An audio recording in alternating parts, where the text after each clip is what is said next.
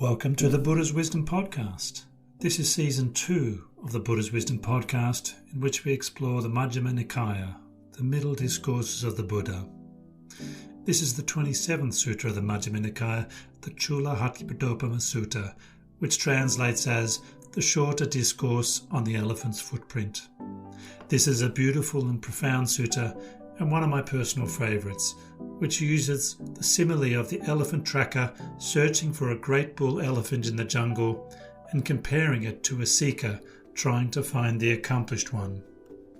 I really hope you enjoy this inspiring teaching of the Buddha, which explains what sets the Buddha's path of practice apart from other spiritual paths. In the description below you can find the original text translated by Bhikkhu Sujato, which can be found on Sutta Central, as well as links to Sutta study classes that offer an in-depth explanation of the meaning of the sutta.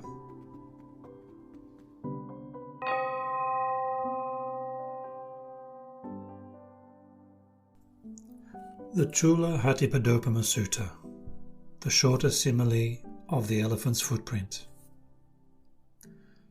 So I have heard.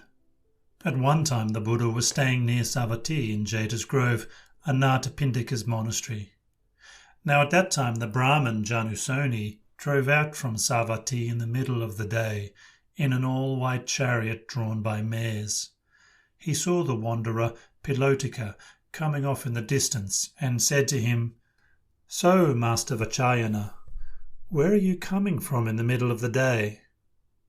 "Just now, good sir, I've come from the presence of the ascetic Gotama." "What do you think of the ascetic Gotama's lucidity of wisdom? Do you think he's astute?" "My good man, who am I to judge the ascetic Gotama's lucidity of wisdom? You'd really have to be on the same level to judge his lucidity of wisdom." Master Vachayana praises the ascetic Gotama with lofty praise indeed.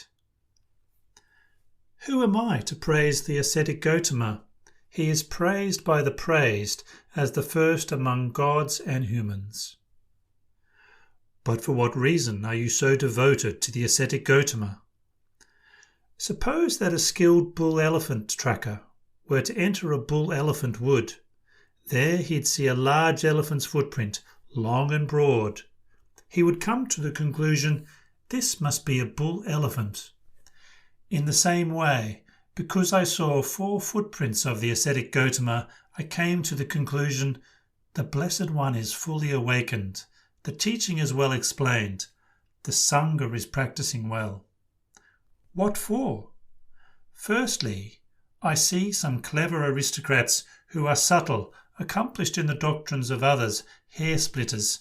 You'd think they live to demolish convictions with their intellect. They hear, 'So, gentlemen, that ascetic Gotama will come down to such and such a village or town.' They formulate a question thinking, 'We'll approach the ascetic Gotama and ask him this question. If he answers like this, we'll refute him like that. If he answers like that, we'll refute him like this.' When they hear that he has come down, they approach him. The ascetic Gotama educates, encourages, fires up, and inspires them with a Dhamma talk. They don't even get around to asking their question to the ascetic Gotama. So how could they refute his answer?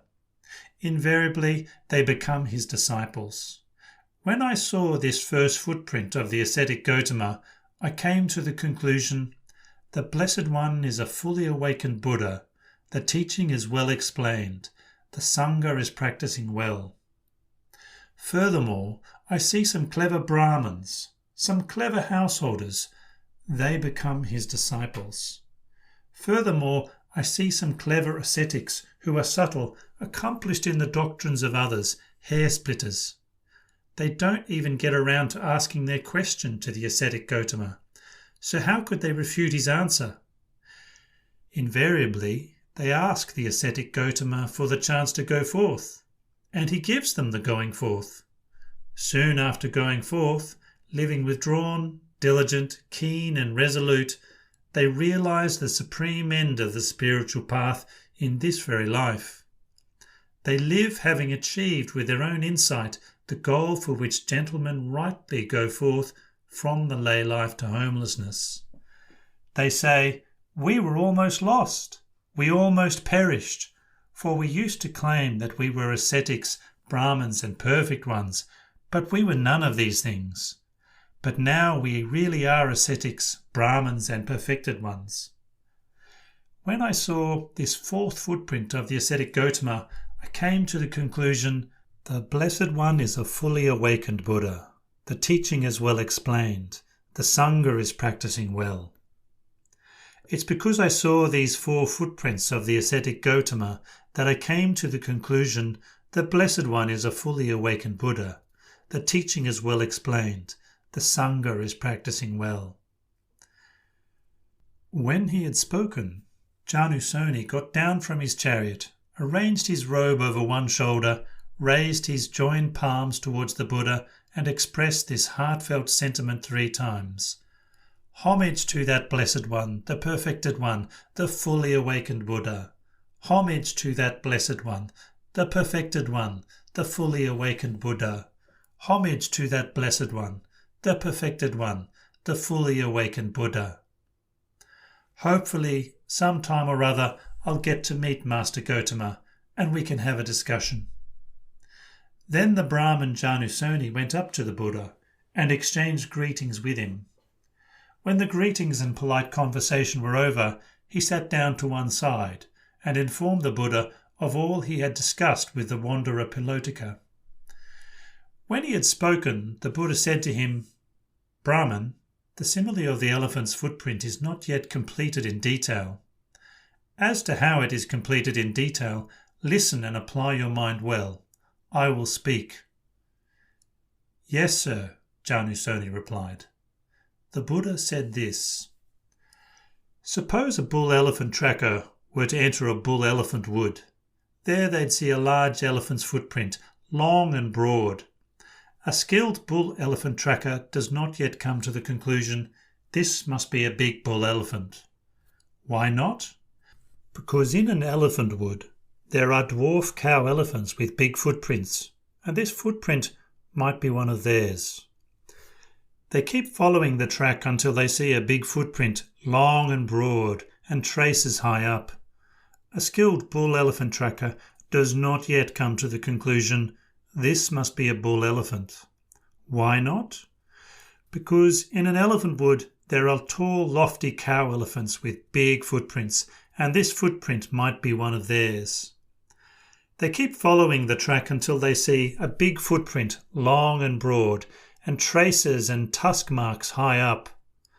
A skilled bull-elephant tracker does not yet come to the conclusion, this must be a big bull-elephant. Why not? Because in an elephant wood there are tall matriarch cow elephants with big footprints, and this footprint might be one of theirs. They keep following the track until they see a big footprint, long and broad, and traces, tusk marks, and broken branches high up. And they see that bull-elephant walking, standing, sitting, or lying down at the root of a tree or in the open. Then they'd come to the conclusion, this is that big bull-elephant. In the same way, Brahman, a realized one arises in the world, perfected, a fully awakened Buddha, accomplished in knowledge and conduct, holy, knower of the world, supreme guide for those who wish to train, teacher of gods and humans, awakened, blessed. He realizes with his own insight this world, with its gods, Maras, Brahmas, this population with its ascetics and Brahmins, gods and humans, and he makes it known to others. He teaches Dhamma that's good in the beginning, good in the middle, and good in the end, meaningful and well phrased, and he reveals a spiritual practice that's entirely complete and pure. A householder hears that teaching, or a householder's child, or someone reborn in a good family. They gain faith in the realized one and reflect, living in a house is cramped and dirty, but the life of one gone forth is wide open. It's not easy for someone living at home to lead the spiritual life utterly full and pure like a polished shell. Why don't I shave off my hair and beard dress in ochre robes and go forth from the lay life to homelessness. After some time, they give up a large or small fortune and a large or small family circle. They shave off hair and beard, dress in ochre robes and go forth from the lay life to homelessness. Once they have gone forth, they take up the training and livelihood of the mendicants.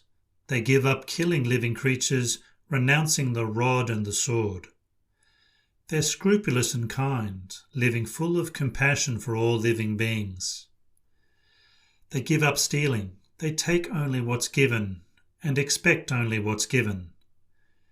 They keep themselves clean by not thieving. They give up unchastity.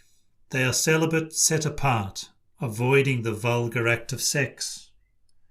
They give up lying. They speak the truth and stick to the truth. They are honest and trustworthy and don't trick the world with their words. They give up divisive speech. They don't repeat in one place what they heard in another so as to divide people against each other. Instead, they reconcile those who are divided, supporting unity, delighting in harmony, loving harmony, speaking words that promote harmony. They give up harsh speech. They speak in a way that's mellow, pleasing to the ear, lovely, going to the heart, polite, likeable, and agreeable to the people. They give up talking nonsense. Their words are timely, true, and meaningful, in line with the teaching and training. They say things at the right time which are valuable, reasonable, succinct, and beneficial. They avoid injuring plants and seeds. They eat in only one part of the day, abstaining from eating at night and at the wrong time. They avoid seeing shows of dancing, singing, and music. They avoid beautifying and adorning themselves with garlands, perfumes, and makeup. They avoid high and luxurious beds. They avoid receiving gold and money, raw grains, raw meat, women and girls, male and female bond servants, goats and sheep, chickens and pigs, elephants, cows, horses and mares, and fields and land.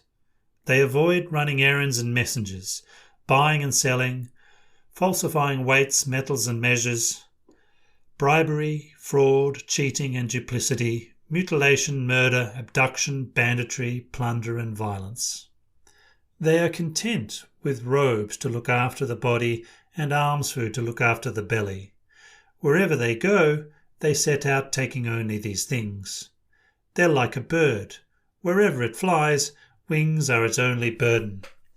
In the same way, a mendicant is content with robes to look after the body and alms food to look after the belly. Wherever they go, they set out taking only these things. When they have this entire spectrum of noble ethics, they experience a blameless happiness inside themselves. When they see a sight with their eyes, they don't get caught up in the features and details. If the faculty of sight were left unrestrained, bad, unskillful qualities of covetousness and displeasure would become overwhelming. For this reason, they practice restraint, protecting the faculty of sight and achieving its restraint. When they hear a sound with their ears, when they smell an odour with their nose, when they taste a flavour with their tongue, or when they feel a touch with their body, when they know an idea with their mind, they don't get caught up in the features and details. If the faculty of mind were left unrestrained, bad, unskillful qualities of covetousness and displeasure would become overwhelming. For this reason, they practice restraint, protecting the faculty of mind and achieving its restraint. When they have this noble sense restraint, they experience an unsullied bliss inside themselves. They act with situational awareness when going out and coming back, when looking ahead and aside, when bending and extending the limbs, when bearing the outer robe, bowl and robes, when eating, drinking, chewing and tasting, when urinating and defecating, when walking, standing, sitting, sleeping, waking, speaking and keeping silent. When they have this entire spectrum of noble ethics, this noble contentment, this noble sense restraint, and this noble mindfulness and situational awareness, they frequent a secluded lodging, a wilderness, the root of a tree, a hill, a ravine, a mountain cave, a charnel ground, a forest, the open air, a heap of straw. After the meal they return from alms round, sit down cross-legged, set their body straight and establish mindfulness in front of them. Giving up covetousness for the world, they meditate with a heart rid of covetousness, cleansing the mind of covetousness. Giving up ill will and malevolence, they meditate with a mind rid of ill will, full of compassion for all living beings, cleansing the mind of ill will. Giving up dullness and drowsiness, they meditate with a mind rid of dullness and drowsiness, perceiving light, mindful and aware, cleansing the mind of dullness and drowsiness.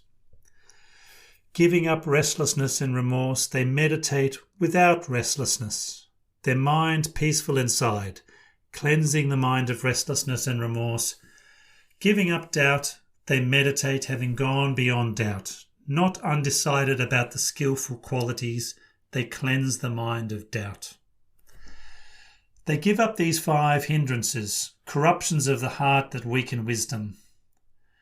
Then, quite secluded from sensual pleasures, secluded from unskillful qualities, they enter and remain in the first absorption, which has the rapture and bliss born of seclusion, while placing the mind and keeping it connected.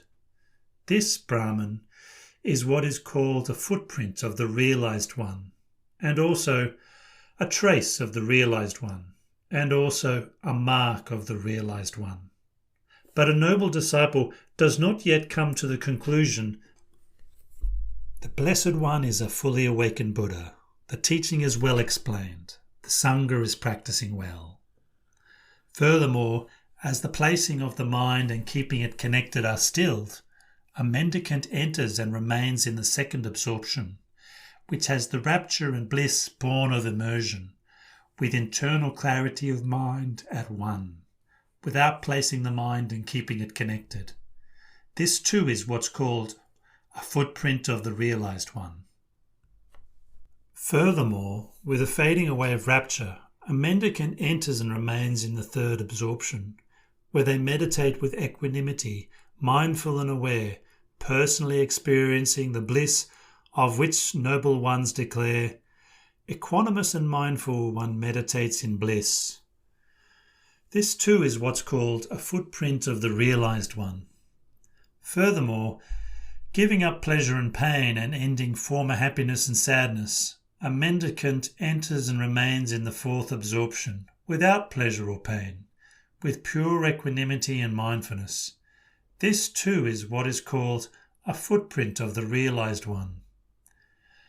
When their mind has become immersed in samadhi like this, purified, bright, flawless, rid of corruption, pliable, workable, steady and imperturbable, they extend it towards recollection of past lives.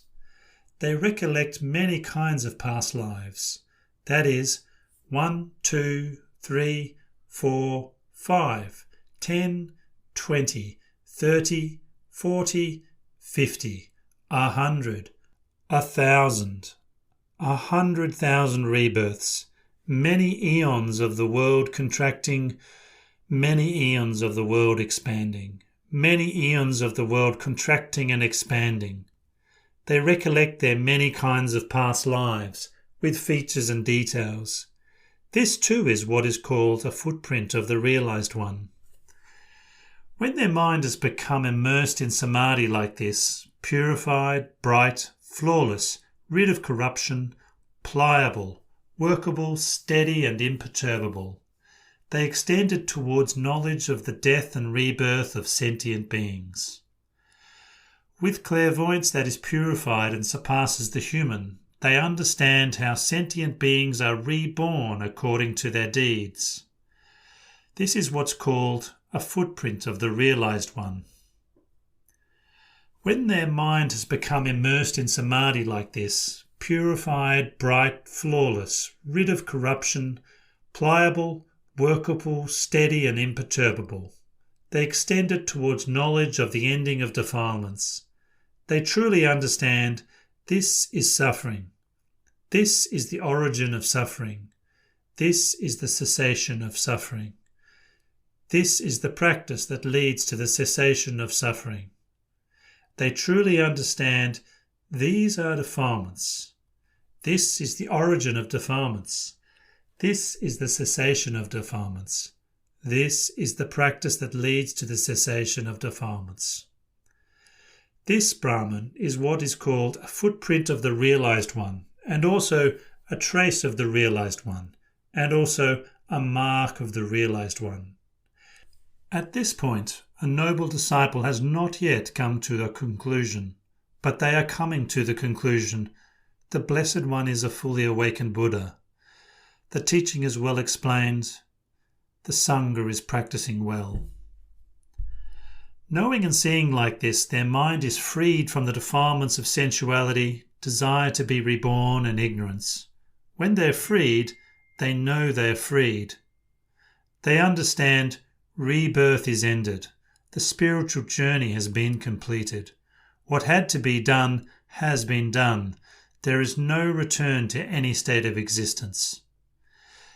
This Brahman is what is called a footprint of the realized one, and also a trace of the realized one, and also a mark of the realized one. At this point, a noble disciple has come to the conclusion the Blessed One is a fully awakened Buddha. The teaching is well explained. The Sangha is practicing well. It is at this point that the simile of the elephant's footprint has been completed in detail. When he had spoken, the Brahman Janusoni said to the Buddha, "Excellent, Master Gotama, excellent!" As if he were righting the overturned, or revealing the hidden, or pointing out the path to the lost, or lighting the lamp in the dark so people with clear eyes can see what's there. Master Gotama has made the teaching clear in many ways.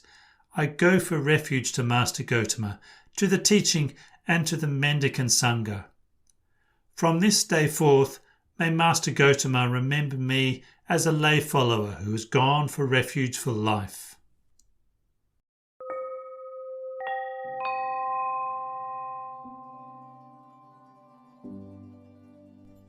This ends the Cūḻahatthipadopama Sutta. If you've enjoyed listening to the Buddha's Wisdom podcast, please subscribe via your favourite podcast player and share this podcast with friends. If you'd like to find out more about the Buddha's Wisdom podcast, you can go to the website everydaydhamma.net, and there you'll find previous episodes along with text versions of each sutta.